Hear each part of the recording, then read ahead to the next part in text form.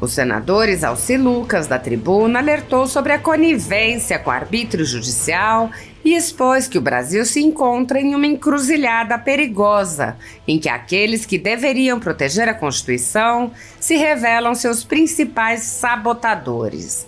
O senador questionou: o que resta de uma democracia quando seus guardiões se transformam em algozes? Alexandre de Moraes, Dias Toffoli e outros, que deveriam ser baluartes da legalidade e da justiça, optam por trilhar o caminho do autoritarismo, concentrando em suas mãos um poder que não deveria ser exercido por nenhum indivíduo em uma sociedade verdadeiramente democrática.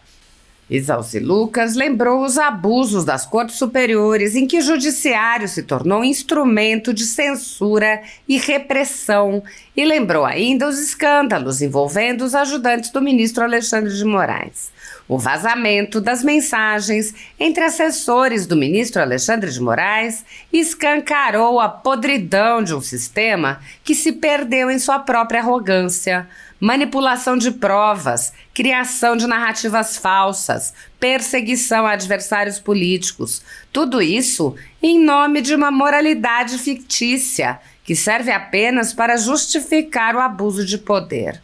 O senador alertou: esse abuso de poder não seria tão devastador se não fosse a conivência da sociedade. A verdadeira tragédia não é apenas o que os ministros fazem, mas a forma como a população tolera o intolerável. A aceitação gradual da censura, o silêncio diante da perseguição política e a apatia frente à supressão de direitos fundamentais revelam o quanto nos distanciamos dos valores democráticos. Como uma sociedade que se acostumou à repressão, nos tornamos cúmplices do desmantelamento das nossas liberdades. A tolerância ao abuso de poder é, em última análise, a maior traição que uma sociedade pode cometer contra si mesma. O senador Isalci mostrou a tática utilizada pelo ministro Alexandre de Moraes ao transformar um simples vazamento de informações numa cruzada contra uma suposta conspiração. Moraes desvia o foco de seus próprios métodos questionáveis e alimenta a narrativa perigosa de que qualquer crítica a ele é um ataque à democracia em si. A narrativa que Moraes constrói é em si uma ameaça à democracia. Ao pintar seus críticos como inimigos do Estado, elimina as próprias instituições que afirma proteger. Isalci Lucas lembrou que os abusos de autoridade já se estendem há muito tempo, destruindo vidas sob o silêncio das instituições e da sociedade. A apatia diante dessas aberrações jurídicas, a aceitação passiva de uma censura cada vez mais agressiva e o silêncio frente à perseguição política são sintomas de uma democracia que está morrendo. Quando a imprensa, que deveria ser o bastião da verdade, se rende ao conformismo. Quando as escolas, que deveriam promover o pensamento crítico, se tornam centros de doutrinação. E quando as empresas temerosas se curvam diante do autoritarismo identitário, percebemos o quão longe estamos do ideal democrático. O caminho que estamos trilhando é suicida. A destruição de uma democracia não ocorre de uma vez só, mas através de uma série de concessões e silêncios. Quando percebermos, o que restará será apenas o vazio de uma liberdade perdida, uma sociedade imbecilizada que não reconhece mais os valores pelos quais lutou. Se os verdadeiros democratas não se levantarem para defender as liberdades que ainda restam, logo será tarde demais. O senador conclamou: se não agirmos agora, se não levantarmos nossas vozes contra esse arbítrio, em breve descobriremos que a liberdade, tão arduamente conquistada, se transformou em uma sombra do que um dia foi. E quando isso acontecer, não poderemos culpar apenas os ministros que traíram o seu juramento. Teremos que nos culpar também por nossa própria conivência e silêncio. O senador apontou ainda o absurdo de bloquear contas da empresa Starlink pelo único motivo de ter entre seus acionistas o empresário Elon Musk, proprietário da rede social X.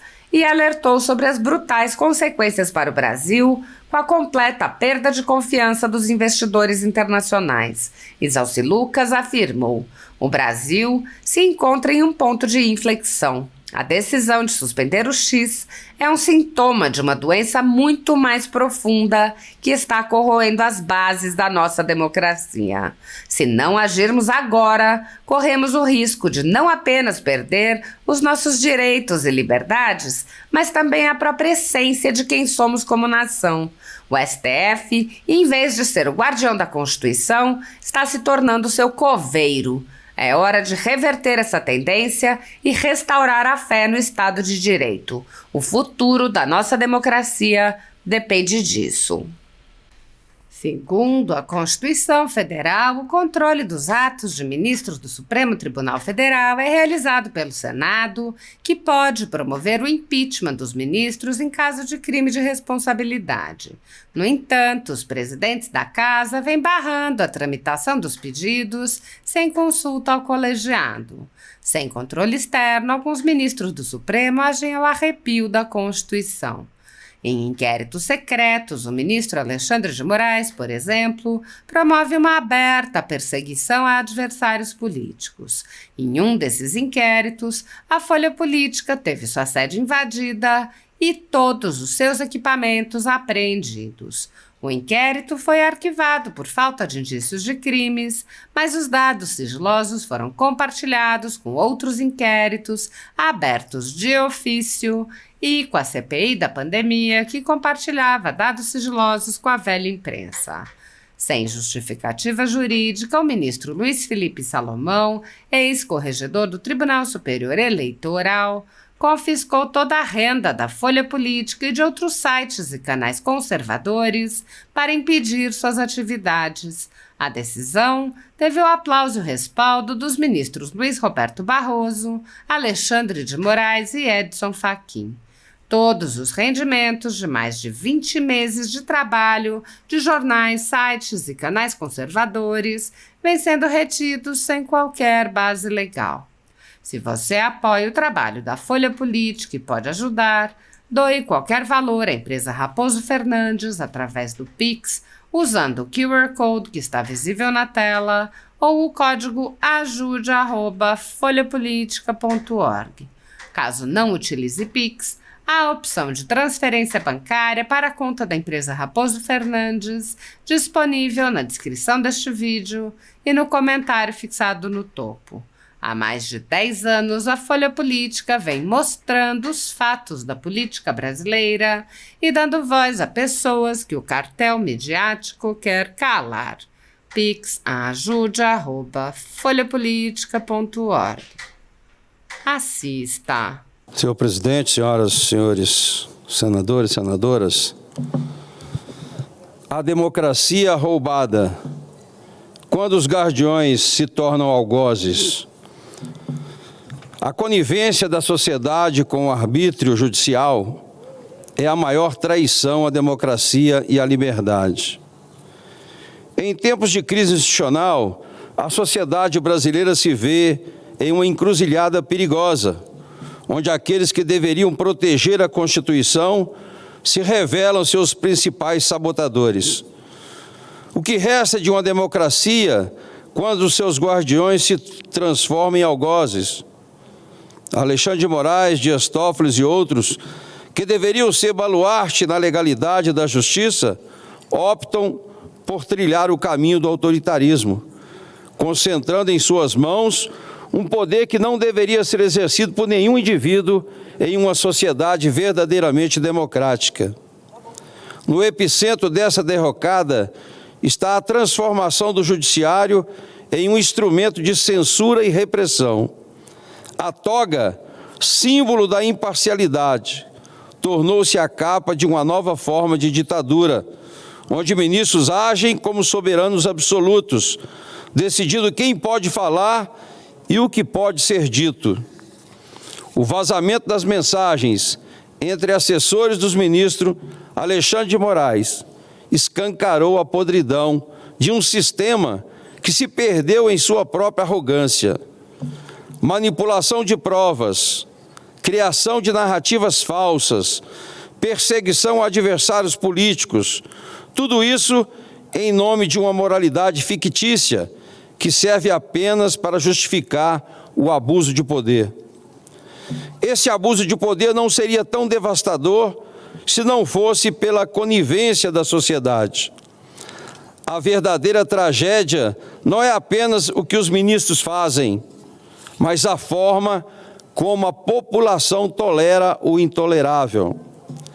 A aceitação gradual da censura, o silêncio diante da perseguição política e a apatia frente à supressão de direitos fundamentais revelam o quanto nos distanciamos dos valores democráticos. Como uma sociedade que se acostumou à repressão, nos tornamos cúmplices do desmantelamento das nossas liberdades. A tolerância ao abuso de poder é, em última análise, a maior traição que uma sociedade pode cometer contra si mesmo. A situação torna-se ainda mais crítica quando consideramos a centralização extrema de poder na mão de figuras como Alexandre de Moraes. O ministro, que deveria ser o guardião da Constituição, age como um soberano autoproclamado, acima das leis e dos princípios básicos do devido processo legal. A ironia dessa situação é clara. Aquele que deveria ser o defensor implacável do Estado Democrático de Direito se torna o principal agente de sua subversão. Ao transformar um simples vazamento de informações em uma cruzada contra uma suposta conspiração, Moraes desvia o foco de seus próprios métodos questionáveis e alimenta a narrativa perigosa de que qualquer crítica a ele é um ataque à democracia em si. A narrativa de Moraes constrói em si uma ameaça à democracia. Ao pintar seus críticos como inimigos do Estado, elimina as próprias instituições que afirma proteger.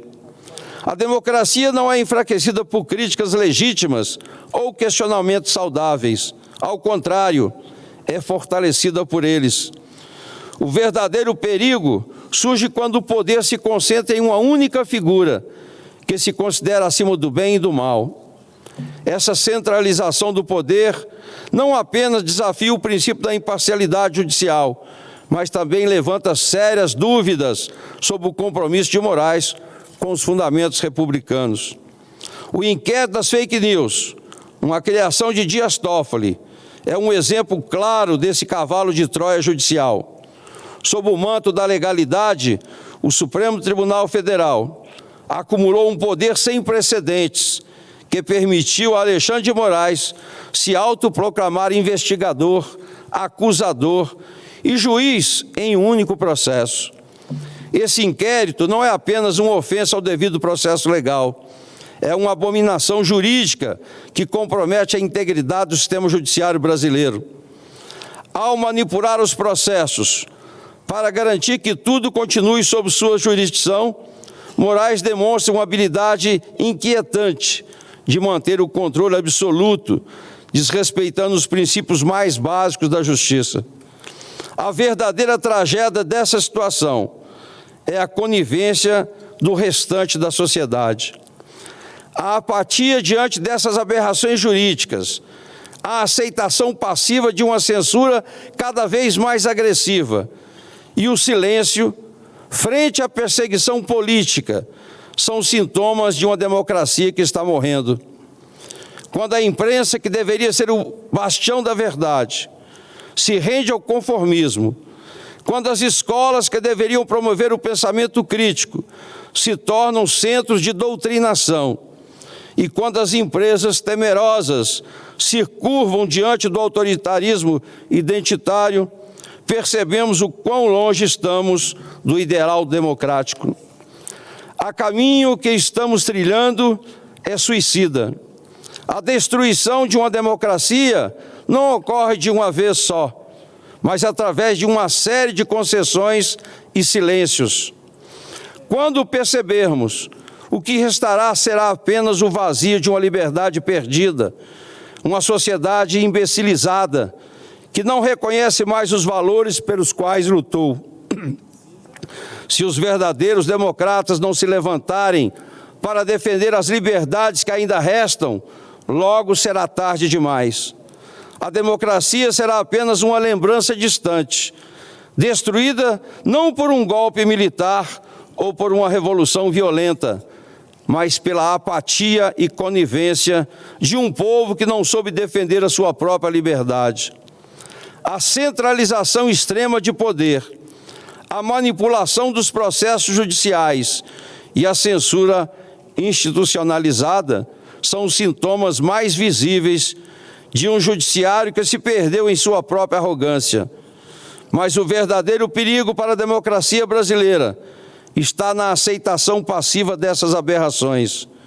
Quando a sociedade tolera o intolerável, quando aceita que a concentração de poder é uma defesa da democracia, ela se torna cúmplice de sua própria destruição. Se continuarmos neste caminho, criaremos uma geração que considerará normal a censura, o cancelamento e a repressão estatal. A democracia brasileira, outrora vibrante, agora se encontra em uma encruzilhada perigosa. O que vemos hoje não é a preservação do Estado Democrático de Direito, mas a sua gradual erosão, promovida por aqueles que deveriam ser os maiores defensores. Se não agirmos agora, se não levantarmos nossas vozes contra esse arbítrio, em breve descobriremos que a liberdade, tão arduamente conquistada, se transformou em uma sombra do que um dia foi. E quando isso acontecer, não poderemos culpar apenas os ministros que traíram o seu juramento. Teremos que culpar também por nossa própria conivência e silêncio. A destruição do Estado de Direito. A suspensão do X é apenas a ponta do iceberg de um problema muito maior. A destruição sistemática do Estado de Direito no Brasil. O Estado de Direito pressupõe que todos, incluindo os governantes, estão sujeitos a leis, que devem ser aplicadas de maneira justa e equitativa. No entanto, o que vemos hoje é um sistema onde a lei é distorcida para servir os interesses de uma elite judicial que se vê como a última linha de defesa contra ameaças reais ou imaginárias à democracia. A decisão de Moraes de bloquear os bens da Starlink, uma empresa distinta de X, para forçar o cumprimento de suas ordens, é um exemplo gritante dessa distorção. A confusão deliberada entre as personalidades jurídicas dessas empresas revela um desprezo total pela segurança jurídica e pelos direitos de propriedade, pilares fundamentais de qualquer economia de mercado. A mensagem enviada aos investidores internacionais é clara. No Brasil, seus ativos estão à mercê dos caprichos de uma judicatura que não hesita em atropelar a legalidade para alcançar os seus objetivos. Esse tipo de comportamento judicial não apenas mina a confiança no sistema jurídico brasileiro, mas também desencoraja os investimentos estrangeiros, essencial para o desenvolvimento econômico do país. Se as empresas não podem confiar que seus direitos serão protegidos pelo sistema legal, elas simplesmente levarão seus negócios para outro lugar, onde a segurança jurídica é respeitada. Um chamado à reflexão. O Brasil se encontra em um ponto de inflexão. A decisão de suspender o X é um sintoma de uma doença muito mais profunda que está corroendo as bases da nossa democracia. Se não agirmos agora, corremos risco de não apenas perder os nossos direitos e liberdades, mas também a própria essência de quem somos como nação. O STF, em vez de ser o guardião da Constituição, está se tornando o seu coveiro. É hora de reverter essa tendência e restaurar a fé no Estado de Direito. O futuro da nossa democracia depende disso, senhor presidente. Senhor presidente, mais um assunto relevante que votamos, inclusive, semana passada, que foi a questão da oneração, onde conseguimos que ela fosse aprovada sem aumento de impostos. Mas mais uma ação inesperada do governo federal. O estrangulamento inexorável do setor produtivo brasileiro. A proposta do governo de aumentar os tributos sobre as empresas e os seus acionistas não é apenas um tiro no pé, é uma autossabotagem anunciada. A elevação da contribuição social sobre o lucro líquido e do imposto de renda sobre os juros do capital próprio revela que um governo desesperado por receitas imediatas, incapaz de enxergar as consequências desastrosas dessa política míope a longo prazo. Enquanto o governo finge que está equilibrando as contas públicas, o setor produtivo é jogado às feras. Aumentar a carga tributária em um país já sufocado por impostos exorbitantes é como tentar curar uma ferida com sal. O impacto será devastador, especialmente para os bancos e o setor financeiro, que, embora frequentemente demonizados, são pilares essenciais para o funcionamento da economia. Com uma elevação da contribuição social sobre o lucro para 22% nos bancos, o que se pode esperar é uma cascata de efeitos adversos: repasse de custos aos consumidores, redução no crédito disponível e, inevitavelmente, uma deceleração econômica. No entanto, o governo parece ignorar esses fatos em sua ânsia de arrecadar 21 bilhões para tapar buracos fiscais. E como se isso não fosse suficiente, a alteração permanente na atribuição do juro de capital próprio, um mecanismo vital para atrair investidores, é um claro sinal que o governo não tem um plano real para o crescimento econômico sustentável. Em vez disso, opta por medidas paliativas que vão apenas agravar a situação já precária das empresas, especialmente aquelas de capital aberto, que são responsáveis por grande parte do PIB brasileiro. Os empresários, com toda razão, já demonstraram sua insatisfação. E não é para menos. Com uma das maiores cargas tributárias do mundo e sem uma contrapartida eficaz em serviços públicos, o setor privado vê suas margens de lucro cada vez mais corroídas. O Brasil está caminhando a passos largos para se tornar o maior exemplo de como estrangular uma economia através de políticas fiscais desastrosas. É lamentável que, em vez de promover reformas estruturais que realmente impulsionem a economia, como a reforma administrativa ou a revisão dos gastos públicos obrigatórios, o governo escolhe o caminho mais fácil e, ao mesmo tempo, o mais destrutivo: o aumento de impostos. A sugestão da Associação Brasileira das Companhias Abertas, a Abrasca, para evitar esse descalabro, são sensatas e devem ser consideradas seriamente. Medidas como a ampliação das transações tributárias e o combate ao devedor quanto mais são exemplo de políticas que poderiam gerar receitas sem sufocar o setor produtivo. Porém, o que vemos é uma resistência teimosa do governo em seguir pelo caminho correto. Preferem continuar jogando gasolina na fogueira, ignorando as consequências a médio e longo prazo para o país.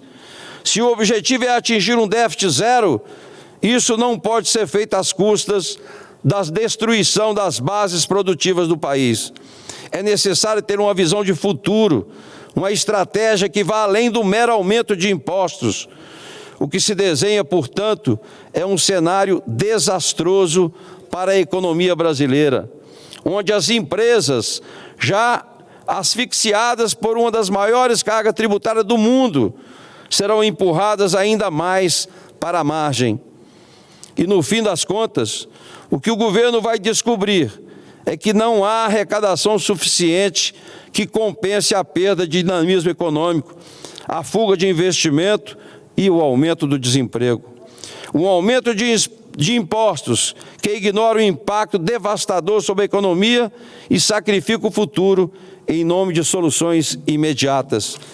Era isso, presidente, a nossa mensagem de hoje, né, que são 2 pontos importantíssimos e fundamentais. Primeiro, o exagero que está ocorrendo no Supremo Tribunal Federal, que não mede as consequências de bloquear recursos de empresas com CNPJs diferentes, com ações diferentes, que vão prejudicar, inclusive, as Forças Armadas e atividades também na área de saúde, que todas dependem realmente dos programas da Starlink, inclusive para controle das fronteiras. Se o governo quer ainda mais incentivar os traficantes, mais droga para o país, é exatamente o que está fazendo. Bloquear a Starlink ou rescindir os contratos é exatamente favorecer o contrabando, né, de drogas em todo o território nacional. E com relação ao aumento de impostos, é triste, nós aprovamos aqui, semana passada, né, a desoneração da folha, onde nós conseguimos justificar que as medidas que o governo poderia tomar seriam suficientes para evitar qualquer aumento de impostos.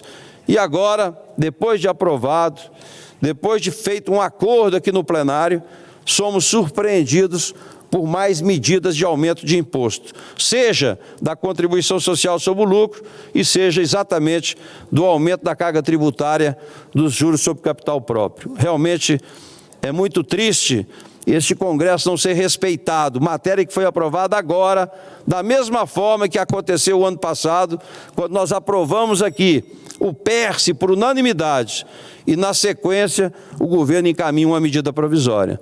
É triste o momento que vivemos aqui nesse Congresso Nacional, em especial no Senado Federal, que é omisso e que precisa realmente reagir para não perdermos todas as nossas prerrogativas, que já perdemos várias, com a intromissão do Supremo Tribunal Federal e do próprio Executivo. Muito obrigado, presidente.